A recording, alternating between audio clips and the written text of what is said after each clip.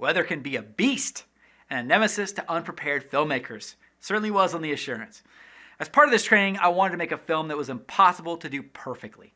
So shooting outdoors in springtime in Seattle seemed like the perfect opportunity to invite unexpected challenges. And while it wasn't as bad as it could have been, it still was a challenge. In the world of the Assurance, everything needed to seem bleak and dreary. So we were kind of under pressure to hurry up and film while it was still springtime before all the flowers and trees blossomed again. This shot right here was taken about a month after we wrapped production.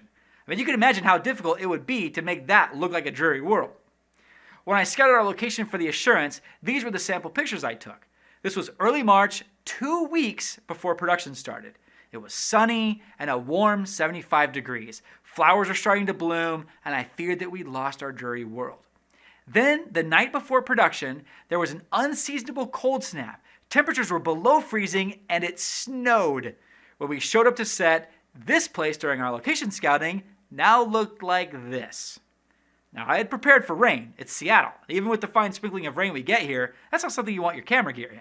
So we had borrowed tents, and they were ready to go should we need them. But we weren't prepared for snow in late March. So when Eva and Natty went to act, I didn't realize that my sweet little 8-year-old Natty would be laying on a wood floor that was as cold as it was. The costumes we had for the actresses were not made with these freezing conditions in mind, so they were really thin. And it was bitter cold. Neither of the actresses could perform the scene at all. And even if they could, their bodies were noticeably trembling because of the cold. What did we do? Well, Heather brought her some snow gear that she could discreetly wear underneath her costume that wouldn't show up on camera.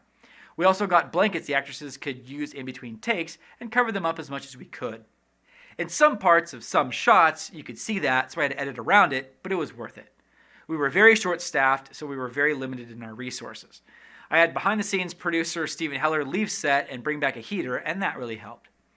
We eventually warmed up the hut enough to act out the scene. It took hours, but the actresses did amazing work in spite of the brutal conditions.